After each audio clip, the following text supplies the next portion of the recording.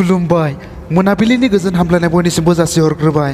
दिनैनि गाहाय रादाबखौ लाबोदों हिन्दी फ्रिजन इउटुब चेनेलाव। बे चेनेलाव नोंथांमोन बयखौबो बरायबाय।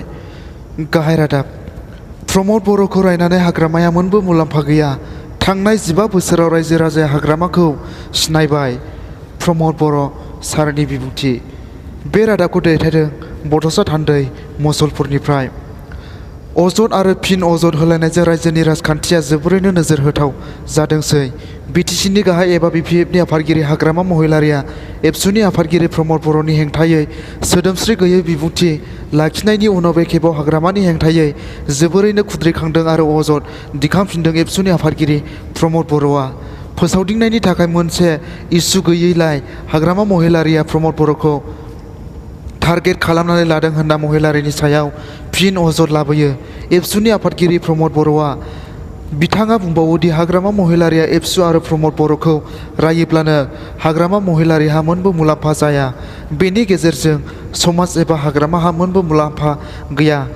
मानोना प्रमद बर'हा मोनबो गोलाव जारिमिन गैया। नाथाय हाग्रामा महिलारिनि जारिमिनखौ बुरखाङोब्ला गोबां माबा माबि ओंखारसोगोन। दुलाराय बर' फरायसा आफादनि आफादगिरि प्रमद बर'आ बुधबारखालि मुसलपुरनि मोनसे खौरांगिरि मेलाव फोरमायथिनाय बादिब्ला एनडिपिपिजों लोगो नांनानै एबसुआ साल दंफां दानफायनानै बिसायख'थियाव बाहायनायनि थाखाय रां आरजिनायनि अजद लाबोना हाग्रामा महिलारिनि बिबुंथि होनाया जोबोरैनो मिनिथाव आरो आबुङै बिथा गैयै। गले गले गोबां मेल बिथिंफोराव एबसु आरो एनडिपिपिनि सायाव महिलारिनि अजद लाबोबाय थानाय बिबुंथिनि हेंथायै फिनजाथाय होना आफादगिरि प्रमद बर'आ बुंबावोदि हाग्रामा महिलारिनि खायसे मददगिरिफोरासो आयेन बेरेखायै दंफांनि मिल, अन्थाइ बुख्रुबग्रा मिल बिटिएडिनि गुबुन गुबुन ओनसोलाव सामलायगासिनो दङ। आफादगिरि प्रमद बर'आ फिन बुंबावोदि रायजो राजानि गेजेराव एबसुखौ हेव खालामनो थाखाय हाग्रामा महिलारिया बेसेन गैयै जायखौ खुगायाव फैयो बेखौनो बखिलाबाय थादों। राजखान्थिनि थाखाय समाजखौ गोरोन्थि लामाजों दैदेननो थांनानै आंखौ आरो एबसुखौ टारगेट खालामदों। नाथाय बेनि गेजेरजों हाग्रामाहा मोनबो मुलाम्फा जाया। प्रमद बर'खौ रायोब्लानो मोनसे भटआ बांदेरा। मानोना रायजो राजाया दिनै सोरनो भट होनांगौ बेखौ गावसोरनो थि खालामखाबाय। खौरांगिरिनि मेलनि गेजेरजों आफादगिरि प्रमद बर'आ बोहैथि एमपि नब कुमार सरनियाखौबो गोख्रों रावजों सोंखारिबावो। बिथाङा बुंबावोदि मुस्रि सरनिया थांनाय समफोराव बिटिसि ओनसोलनि रायजो राजाफोरनि गेजेराव हारि राव धोरोमखौ लानानै राजखान्थि गेलेबोदों। बर' अबर'खौ जोनोम होदों। नाथाय बे खाबुखौ बिथाङा आरो मोनबावलिया।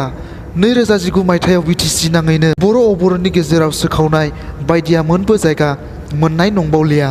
बिथाङा बुंबावो नब कुमार सरनिया बड'लेण्ड होबथानाय बिटिसिनिफ्राय गामि दानख'नाय बिटिसि गोरोबथाखौ सोदांफिननाय बायदि बिथिंखौ लाना थांनाय 2014 मायथाइनि बिसायख'थियाव देरहालांदोंमोन। नाथाय थांनाय 5 बोसोर नाङै गावनि बुंनाय बाथ्रानि मोनसेबो हाबा मावनानै दिन्थिनो हायाखिसै।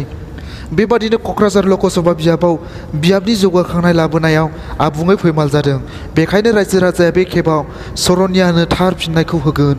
क'क्राझार लकसभा बियाबाव बिजाथि महरै इउपिपिएलनि बिजाथि उरखाव गोरा ब्रह्मआल' सासे एमपि जानो हाथाव गुन गोनां बिजाथि होननानै मख'ना बिथां बियाबनि जौगाखांनायनि थाखाय गोख्रोङै हाबा मावनो हागोन होननानै गावनि फोथायनायखौ फोरमायबावो। बिपिएफनि बिजाथि प्रमिला रानि ब्रह्मखौ रायखांना मुस्रि बर'आ बुंबावोदि मुस्रिमा ब्रह्मआ आसाम मन्त्रि गौथुमनि गेजेराव थाना सासे डब्लिउपिटि आरो बिसि बिफाननि मन्त्रि जानानै थासेयावबो ट्राइबेल सुबुंफोरनि थाखाय मोनबो हाबाखौनो मावनो हायाखिसै।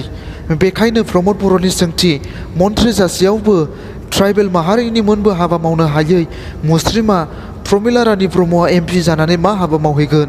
जायनि थाखाय समान जौगाथाय, समान मोनथाय आरो गोग्गो आबहावा लाबोनायनि गेदेरथार सारनाव रोंगौथि गोनां इउपिपिएलनि बिजाथि इउजि ब्रह्मनो भट होनो खावलायना फैगौ समावनो बड'लेण्ड सोमावसारनाया सोलिबाय थागोन होननानै फोसावबावो।